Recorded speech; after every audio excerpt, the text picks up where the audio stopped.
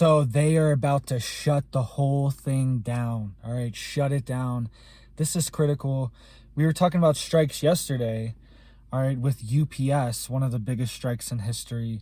But this is even bigger. This is even crazier. And this is happening at the same time. And it also affects our supply chain. And I'm not going to be able to get like any edits out or any articles like showing on the screen or anything today. I'm not going to be able to do that because I'm super pressed on time. So just go look this stuff up. Whatever I'm saying, it's there. Go look it up. It's all in this one article on the Hill, and you can go look it up. But massive railroad strikes, okay? This is insane. It's gonna affect 9 and 10 railroad workers. That's a mouthful to say this early. It's gonna affect 9 and 10, all right? And they're gonna go on strike. Over 115,000 workers. This is insane. They are gonna shut it all down, and this is happening very soon, coming September 16th. Okay, coming September 16th. Today, this video coming out is the 7th, so very close. All right, very close. Not many days left for them to make a agreement. So they are striking because they are trying to reach an agreement to get back pay, to get raises, to get better working conditions, to get time off, all these different things, you know, the usual things they normally strike for. But this is critical. It's normally not this critical of an industry, okay? This is going to affect coal, steel, grain, the automotive industry, okay? Hazardous material. There's so many things that are shipped on the rail line, all right? And these giant shipping containers, all right, yeah, sometimes you see them on a semi truck to maybe get it to the last place, get it to the warehouse, but most of them are shipped around on the rail lines, okay? I used to live in this very small, very desolate town, but it had a rail line going right through it, right? And it's kind of annoying, but you get used to it. But it would always do like 5 in the morning every single morning. A lot of times you just don't even hear it, but it would wake me up a lot, right? And it was in the middle of nowhere. I guess it had to cross this little tiny road, so it had to do it. But these would be massively long freights because they would come through during the day too. They would always be coming through. They would go up to Denver, all right? They would start down in New Mexico and Texas, and it would go all the way up to Denver, okay? This was a huge rail line, very important.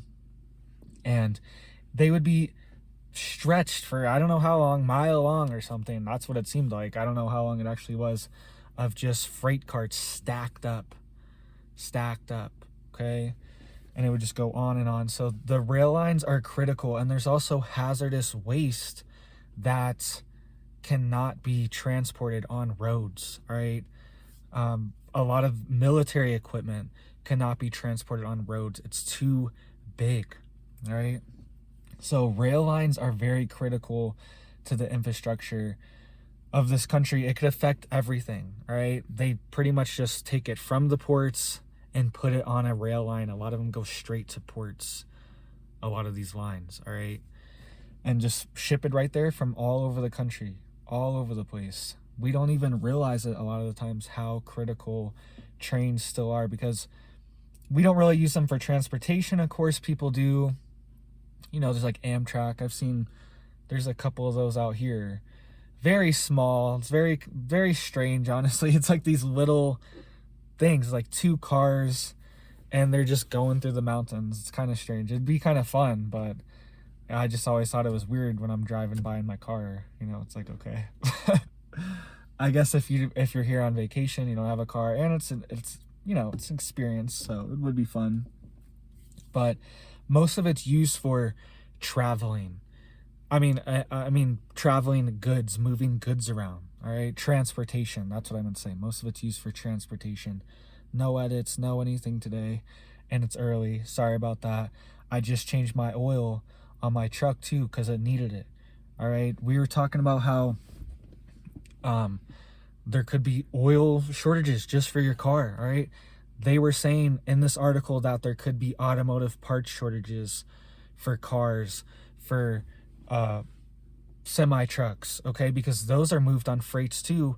So that could just compound the supply chain even more, because if the truckers can't get parts, there's already a huge parts shortage on that. That was one of my videos I made months ago about how there's a compounding issue with the supply chain, with truckers needing to get parts, but then all these trucks are being taken off the road because they don't have parts. So there's less trucks to deliver the parts. You know what I mean? It's the same thing with the rail system. So if there's less trucks to deliver the parts, there's less parts getting to fix the trucks. You know what I'm saying? It's a compounding issue. It takes trucks to make trucks, you know?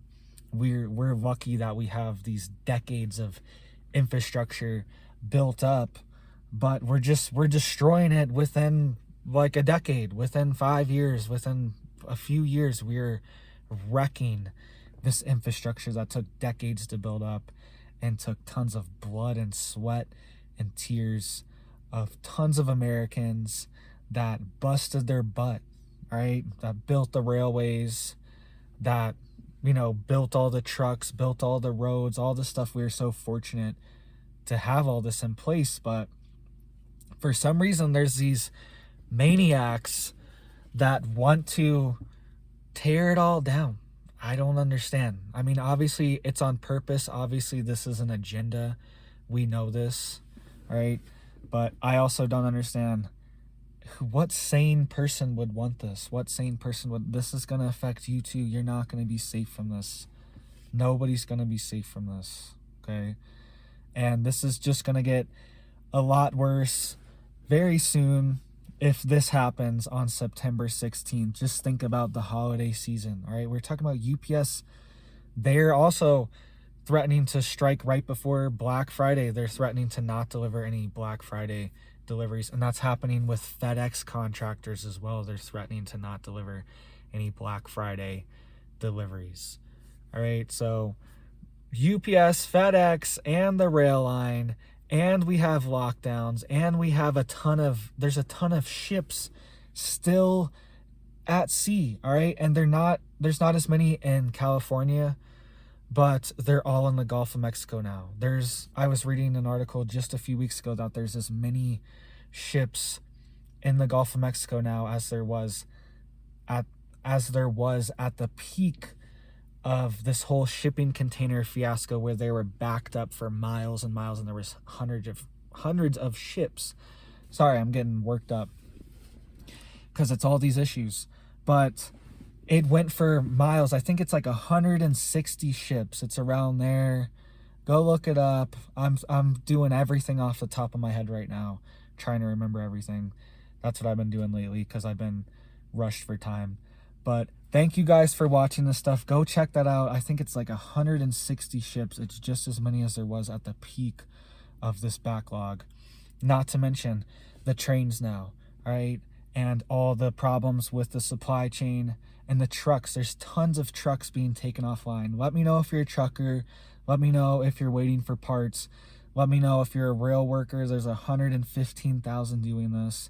Let me know if you have any inside knowledge, inside gravy on any of this stuff, because I'd love to hear your perspective. I'm sure other people in the comments would love to hear it too. I'm sure you'd get some upvotes and people would like to see it, you know? So thank you guys. Thank you for the blessings, and you guys have a big old blessed day.